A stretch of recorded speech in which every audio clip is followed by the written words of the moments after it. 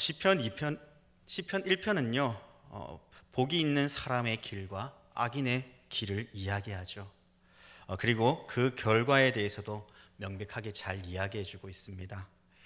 이러한 점에서 시편 1편은 처음 시작의 서론으로 가장 어울리고 적합한 말씀일 것입니다. 왜 그럴까요?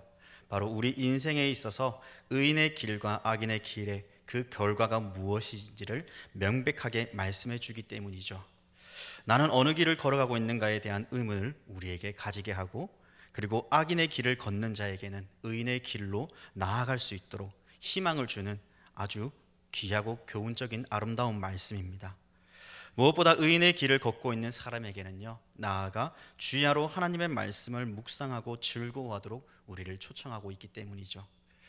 이러한 점에서 시편 2편 또한요, 1편과 같은 맥락에서 서론으로 가장 아름답게 우리에게 전달해주고 있는 말씀인 것 같습니다.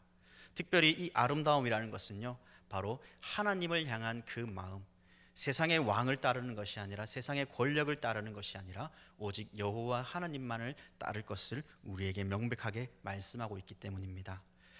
너는 세상의 군왕들을 경외하며 살아갈 것인가? 아니면 온 세상의 우주 만물의 만왕이 되시는 여호와 하나님을 경외하며 살아가겠는가? 너는 어느 진영에 서서 누구를 일평생 의지하며 살아가겠느냐라고 우리에게 묻고 있죠.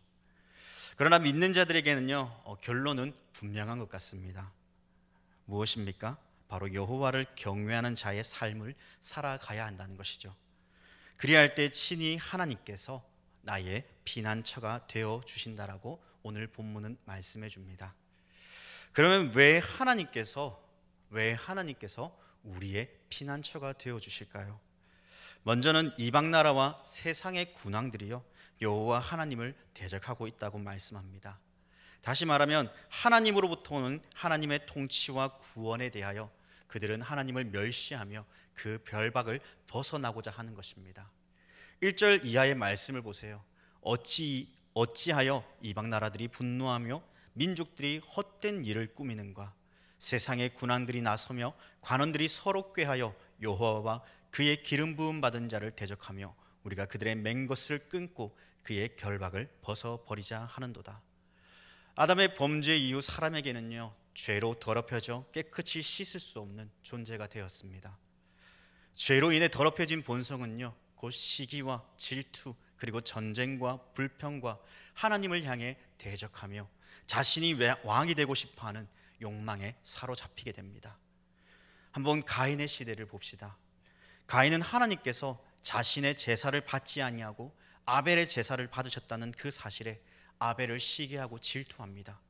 그리고 그 마음속에 죄로 인해 부패한 속성이 결국 어떻게 하였습니까? 그 동생 아벨을 돌로 쳐서 죽이는 그러한 죄를 범하고 맙니다. 바로 자신의 동생을 돌로 쳐서 죽이는 최초의 살인자가 되었던 것이죠. 거기에 죽인 후 가인의 모습을 한번 살펴봅시다. 반성은커녕 오히려 하나님께서 아벨을 찾자 그는 당당한 목소리로 이렇게 외칩니다. 창세기 4장 9절 말씀입니다. 내가 내 아우를 지키는 자니이까. 내가 내 아우를 지키는 자니이까. 화가 난 그에게 있어서 그것이 어떠한 잘못인지, 무엇이 잘못되었는지 알고 있음에도 불구하고 그는 돌이키기보다 오히려 하나님 앞에 당당히 맞서는 그러한 어리석음의 모습을 보여줍니다. 노아의 시대는 어땠습니까? 하나님께서 땅을 바라보시며 그 땅에 대해 이렇게 평가하시지 않습니까? 창세기 6장 12절에 하나님이 보신즉 땅이 부패하였으니 이는 땅에서 모든 혈육 있는 자의 행위가 부패하였더라. 여기서 부패의 뜻은요, 여러 가지 해석이 될 수 있지만 크게 한 가지만 예를 든다면요, 바로 하나님께 순종하지 않는 사람들의 모습입니다. 다시 말해 순종하지 않음으로 자신의 계획과 생각이 선함으로 나타나는 것이 아니라 그 선함과 반대되는 악함을 나타내 죄를 지었다는 것입니다. 6장 5절 말씀을 읽어드리겠습니다. 여호와께서 사람의 죄악이 세상에 가득함과 그의 마음으로 생각하는 모든 계획이 항상 악할 뿐임을 보셨다라고 말합니다. 그렇다면 노아의 시대가 끝난 후에 노아의 후손들은 어땠을까요? 그들은 변화된 모습이 있었을까요? 창세기 10장 32절에 이들은 그 백성들의 족보에 따르면요, 노아 자손의 족속들이요 홍수 후에 이들에게서 그 땅의 백성이 나뉘었다라고 말하며 마치 11장에서 이렇게 이야기합니다. 1절 말씀에 온 땅의 언어가 하나요 말이 하나였더라. 이어 4절에서는 노아의 후손들이 흩어짐을 면하고자 하였다라고 말합니다. 하나님의 이름 대신 우리의 이름을 내걸고자 합니다. 이것이 인간들의 생각이었습니다. 하나님의 뜻은 무엇이었습니까? 하나님의 뜻은 창세기 1장 28절 말씀에 잘 나타나 있죠. 하나님이 그들에게 복을 주시며 하나님이 그들에게 이르시되 생육하고 번성하여 땅에 충만하라. 땅을 정복하라. 바다의 물고기와 하늘의 새와 땅에 움직이는 모든 생물을 다스리라고 말씀하셨습니다. 다시 말해 하나님께서는 이 땅 가운데 생육하고 번성하여 땅을 충만하게 하고 땅을 정복하며 모든 생명을 다스리라고 말씀하셨습니다. 이 사실을 인간은 반박하며 하나님의 절대적인 그 명령을 수행하기보다 오히려 멈추며 자신의 뜻을 펼쳐 나아갑니다. 그리고 하나님의 이름에 그 권위에 정면으로 도전하죠. 지금까지 이렇게 나열한 것은 한 개인의 타락뿐만 아니라 한 민족이, 한 나라가 하나님을 향해 대적하며 하나님의 뜻에 순종하지 아니하려는 그 어리석음을 말씀드리며 하나님을 거절하는 인간의 생각과 마음이 얼마나 부패한 것을 보여드리고자 한 것입니다. 그리고 하나님의 이름에 정면적으로 대적하며 그 이름을 치유하고자 하는 그 어리석음이 있다는 것을 말씀드리는 것입니다. 세상은 늘 이렇게 좀 더 면밀히 말해 하나님을 대적하는 자, 곧 마귀와 사탄은 우리 마음에 이러한 생각을 심어주죠. 하나님을 대적하도록, 하나님을 알지 못하도록, 하나님의 영광을 가리도록 인간의 타락과 부패를 들어 하나님의 권위에 도전하게 합니다. 결국 하나님을 알지 못하도록 넘어지게 하며 그 하나님의 뜻을 제대로 알지 못한 채 하나님을 거역하는 어리석은 백성들로 나아가게 만드는 것입니다. 이러한 도전 앞에 사람은 연약하여 넘어질 수밖에 없지만 하나님은 강하시고 연약한 우리를 친히 보호하여 주시고 그 날개 아래 감추시며 피할 길을 내시사 우리를 인도하여 주십니다. 우리는 여호와 하나님을 경외하며 하나님의 길을 걸어갈 때에 제 아무리 강대한 힘과 권력 앞에 견디어 나갈 수 있습니다. 그것을 견디어낼 때 비로소 하나님께서는 우리의 길을 인도하십니다.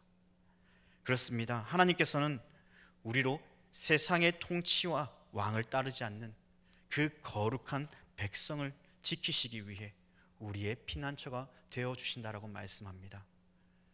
이러한 점에서 다윗은 늘 그랬던 것 같아요.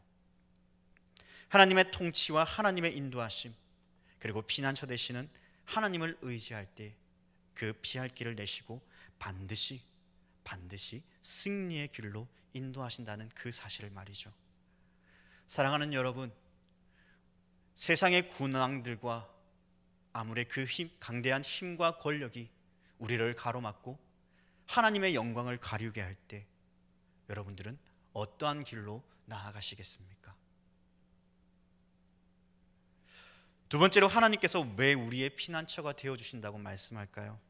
바로 우리로 하나님의 자녀로 삼아주시기 위함이라고 말씀합니다.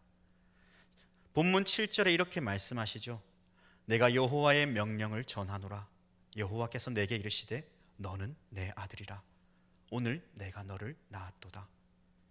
이 본문을 이해하기 위해 우리는 잠시 사무엘하 7장 14절 이하의 말씀을 들여다봐야 됩니다. 나단 선지자가 다윗에게 하나님의 뜻을 전하는 장면입니다. 나는 그에게 아버지가 되고 그는 내게 아들이 되리니 그가 만일 죄를 범하면 내가 사람의 매와 인생의 채찍으로 징계하려니와 내가 내 앞에 물러나게 한 사울에게서 내 은총을 빼앗은 것처럼 그에게서는 빼앗지는 아니하리라. 내 집과 내 나라가 내 앞에서 영원히 보존되고 내 왕위가 영원히 경고하리라 하셨다 하라. 사랑하는 여러분, 누군가로부터 자녀가 된다는 것은 무엇을 의미할까요? 사랑하는 부모가 생긴다는 것이며 그 부모로부터 양질의 공급을 받고 보호를 받는다는 의미가 포함될 것입니다. 우리는 모두 어린 시절을 보내었고, 그리고 이렇게 장성하여 성인이 되며 또 결혼하여 자녀를 낳음으로써 그 자녀는 또 부모로부터 돌봄과 기쁨을 맛보며 자라갑니다.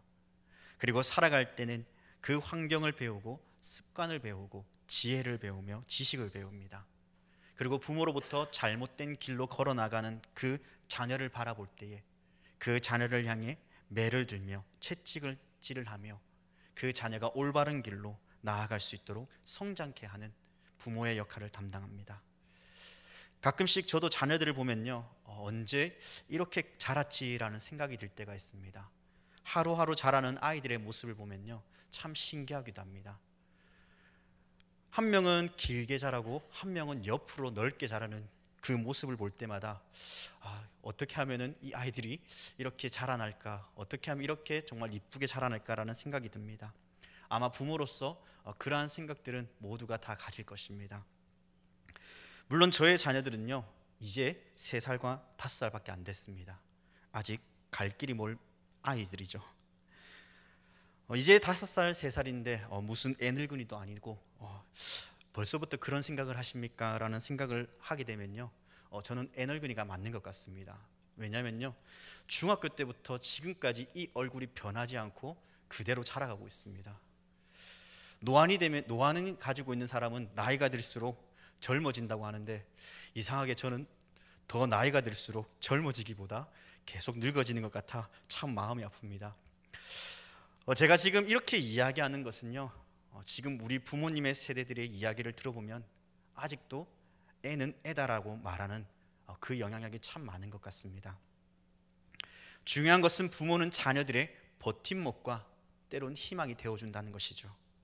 그럼 하나님께서 친히 우리에게 아버지가 되어주시고 우리는 하나님의 자녀가 된다는 것은 무엇을 의미하겠습니까? 세상의 그 무엇과도 비교할 수 없는 든든한 버팀목이 되어주시고 우리의 간구하는 모든 기도의 소원과 우리의 발걸음마다 우리를 인도하시며 도와주신다는 거예요. 무엇보다 시편 121편의 말씀처럼요, 낮의 해와 그 밤의 달도 나를 해치지 아니하도록 인도하시는 하나님이십니다. 모든 환난을 면하게 하시며 내 영혼을 지키시며 우리의 모든 출입을 지금부터 영원까지 지켜주신다고 말씀합니다. 무엇입니까? 우리가 걸어가는 그 순간순간마다 아무리 고난과 아픔이 있다 할지라도 하나님께서는 그 마지막 그 천국의 그 길까지 우리를 지금부터 영원까지 지켜주신다라고 말씀하는 것입니다. 결론적으로 하나님이 나의 아버지가 되어주시면 세상의 왕들이 아무리 강대한 힘을 발휘한다 하여도 여전히 하나님은 온 우주의 왕이 되심으로 우리의 모든 삶을 지키시며 보호하십니다. 그들이 아무리 하나님의 자녀를 향해 매질하며 괴롭힌다 할지라도, 넘어지게 한다 할지라도 하나님은 하나님의 그 진정한 통치와 그 기쁨을 우리에게 여전히 허락하게 하시며 그 길을 걸어가도록 이끌어 주시는 분이시라는 것을 말씀해 주고 있습니다. 사랑하는 여러분, 우리 하나님께서 우리의 피난처가 되어주시는 것은 바로 우리의 아버지가 되어주시기 위해 우리의 길을 지키시는 분이십니다. 두 번째로 내 아들이라는 이 표현은요, 앞으로 다가올 다윗의 혈통을 통해 이 땅에 오실 그 메시아, 곧 우리 주 예수 그리스도를 의미하죠. 사무엘하 7장 16절에 이렇게 이야기하고 있습니다. 내 집과 내 나라가 내 앞에서 영원히 보존되고 내 왕위가 영원히 경고하리라 하셨다 하라. 곧 다윗의 혈통에서 메시아 예수 그리스도가 이 땅에 오셨고 마침내 이 땅 가운데 하나님의 나라가 임하였습니다. 예수 그리스도의 나라, 곧 하나님의 나라와 그의 왕위는 영원히 경고합니다. 어느 누구도 감히 무너뜨릴 수 없습니다. 세상에 강대한 힘을 가지고 있는 자라고 할지라도 그 하나님의 나라를 무너뜨릴 수 있는 자는 아무도 없습니다. 마지막으로 세상의 힘이 아무리 강대하여도 결국 그 힘은 무너지게 됩니다. 그러므로 하나님께서는 그들의 어리석음을 향해 웃으시며 그가 얼마나 어리석은가를 시온산에 다윗 왕을 세워 통치해 갈 때 하나님의 위대하심을 보게 하셨습니다. 9절의 말씀입니다. 내가 철장으로 그들을 깨뜨리며 질그릇같이 부수리라 하시도다. 세상에서 보는 눈은 결국 권력과 힘이 이기는 것처럼 보입니다. 결국 이 모든 것을 창조하신 이는 여호와 하나님이십니다. 그 하나님께서 우리의 통치를 하시며 어리석은 자들의 그 길들을 비웃으시며 결국 질그릇과 같이 그 어리석은 자들을 깨뜨리신다고 말씀합니다. 하나님의 통치를 비웃고 멀리하며 기름 부음 받은 자, 곧 하나님의 백성을 괴롭게 하는 자는 결국 하나님의 진노가 임하게 된다는 것이죠. 왜냐하면 하나님께서 선택하시고 하나님께서 세우신 자들을 비웃고 멸시하는 것은 곧 그 창조주 하나님을 멸시하는 것과 같기 때문입니다. 그러므로 그들은 질그릇과 같이 깨어지고 말 것입니다. 그러면 다시 한 번 더 여러분들에게 질문을 드리겠습니다. 여러분 모두는 누구를 의지하며 살아가시겠습니까? 세상의 군왕들을 의지하며 세상의 권력과 힘을 의지하며 살아가시겠습니까? 세상의 온 우주의 왕이 되신 여호와 하나님을 의지하며 살아가시겠습니까? 대답은 각자 여러분들에게 달려 있을 것입니다. 마지막으로 하나님께서 왜 우리의 피난처가 되어주신다고 말씀합니까? 저와 여러분 모두에게 바로 하나님의 영원한 복을 주시기 위함입니다. 여러분, 여기에서 복을 준다고 할 때 오해하지 말아야 될 것은요, 세상이 말하는 물질의 복이나 건강의 복, 그 이상의 것을 우리에게 주신다는 것이 아닙니다. 좀 더 면밀히 말하면 이 세상 모든 것과 비교할 수 없는 그 복, 그것이 무엇입니까? 바로 영원한 하나님의 나라에 들어갈 수 있는 그 은혜들을 우리에게 허락해 주신다는 것입니다. 이 복은요, 여호와 하나님을 경외함으로 죄사함을, 그 복을 누리는 것입니다. 영원한 생명을 누리는 복입니다. 마지막으로 영원한 하나님의 나라, 곧 천국에 대한 그 구원의 은혜의 복입니다. 이 모든 것을 저와 여러분들에게 주시기 위해 하나님은 우리의 피난처가 되어주신다고 말씀합니다. 때때로 우리는 쉽게 넘어질 때가 있습니다. 유혹에 못 이겨 실패하고 좌절하며 낭망할 때도 있죠. 그 무엇보다 좌절과 실패로 하나님을 신뢰하지 못하는 어리석음을 범할 때도 있습니다. 하나님께서 나와 함께 하시지 않는다라는 그러한 생각들로 인하여 하나님 어떻게 나에게 이러한 고통과 아픔을 주십니까? 하나님이 정녕 살아계신다면 왜 나의 인생을 지켜주시지 않고 지금 내가 이렇게 힘들어하고 아파하는 그때에 하나님은 뭐 하고 계십니까? 그렇게 우리는 하나님께 탄식하며 기도하며 우리의 어리석음을 범할 때도 있을 것입니다. 그러나 우리는 기억합시다. 여전히 하나님은 우리를 위해 일하고 계시며 우리의 간구하는 소리를 듣고 계시며 아버지의 때를 기다리고 계신다는 사실을 말이죠. 다윗은 죽음의 순간에조차 하나님을 신뢰하였습니다. 그리고 그를 건지시고 그를 인도하여 주실 것을 그는 의심치 않고 하나님께 기도하죠. 다시 말해 하나님을 신뢰하며 하나님께서 행하실 그 일들은 반드시 성취하시는 약속의 하나님이심을 그는 신뢰하였다는 것입니다. 그렇기에 그는 어떤 순간에도 하나님을 경외하는 그 삶을 놓치지 않은 것이죠. 오늘 저와 여러분 모두에게도 동일한 삶의 적용이 있었으면 좋겠습니다. 무엇입니까? 다윗과 같이 어떠한 순간에도 하나님을 신뢰할 수 있기를 바랍니다. 하나님께 기도하며 하나님을 경외하는 삶을 살아낼 수 있기를 바랍니다. 그러할 때 우리 모두는 작은 것에 쉽게 무너지는 연약한 존재라는 것을 고백하게 될 것입니다. 하나님 없이는 하루도 온전히 살아갈 수 없는 연약한 존재입니다. 세상의 위험에 놓여 있고 고통과 눈물로 아파할 수밖에 없는 그러한 존재들이지만 그럼에도 불구하고 하나님께서 우리를 선택해 주셨고 우리를 하나님의 자녀로 삼아 주셨으며 하나님을 경외하는 자에게 반드시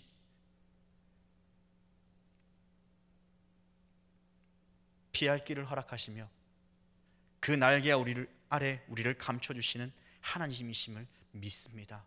그 고백이 우리 가운데 있기를 바랍니다. 나아가 예수님께서 이 땅으로 오실 때에 우리가 짊어져야 될 하나님의 진노와 저주를 예수님께서 담당하심으로 그 모든 죄악을 단번에 용서해 주셨습니다. 그것도 너무 감사하고 복된 은혜인데 하나님의 자녀로 삼아주시어 예수 그리스도를 믿고 주로 시인하는 자에게 영원한 생명의 복, 영원한 그 기쁨의 복, 그 복을 허락해 주신 그 하나님, 지금도 여전히 우리를 위해 하나님의 보좌 우편에서 우리를 위해 기도하고 계시는 그 예수님, 그 예수님을 온전히 바라볼 수 있기를 바랍니다. 그럼 이 시편 2편을 통해 우리로 교훈케 하시는 말씀이 무엇이겠습니까? 사랑하는 나의 자녀들아, 세상의 힘과 권력과 나를 향해 꾀하는 그 자들과 기름 부은 받은 자들을 대적하며 헛된 일을 꾸미고 하나님을 알지 못하는 자들에게서 벗어나라. 진정한 통치자가 되시며 만왕의 왕이 되신 여호와 하나님 한 분만을 바라보라. 그들은 지금 당장 부유한 것 같고 어려움이 없는 것 같으며 모든 일들이 잘 되는 것 같지만은 그 인생은 결코 영원한 복을 누릴 수 없을 것이다. 그리고 언젠가 그 하나님의 때에 하나님의 심판과 진노를 당할 수밖에 없는 질그릇과 같이 연약한 존재로 바뀌어져 갈 것이다. 결국 그들은 하나님을 경외하지 않는 자로 하나님의 심판과 저주를 받게 될 것입니다. 그 진노와 저주 안에 거하지 않도록 우리는 그들을 권면하며 그들에게 하나님의 사랑을 우리는 전해야 됩니다. 다윗이 지금 말씀을 통해 우리에게 깨닫게 하며 왕으로서 이 시편을 지음으로써 후손들에게 어리석은 길로 가지 않도록 이끌었던 것처럼 우리 모두도 우리의 사랑하는 자녀들에게, 우리의 후손들에게, 믿음의 자녀들에게 하나님의 말씀을 전하며 여호와 하나님을 경외하며 나아갈 때에 그분은 나의 피난처가 되어주시며 나의 의지할 자가 되어주시며 나의 피할 바위가 되시고 나의 하나님께서 그 날개 아래 감춰주시며 나를 보호해 주시는 그 하나님이심을 고백할 수 있는 그러한 자녀들로 키워낼 수 있기를 바랍니다. 그리고 마침내 우리에게 하나님을 경외하였더니 우리의 피난처가 되어주시고 하나님께서 베풀어 주시는 그 복, 그 영원한 하나님의 통치와 하나님의 즐거움과 기쁨의 잔치 자리에 우리를 인도해 주심을 믿고 바라봅시다. 우리는 이 땅의 잠시 잠깐의 것에 현혹되기보다 영원한 것을 놓치지 않는 성도들이 되기를 주님의 이름으로 간절히 부탁드립니다. 함께 기도하겠습니다.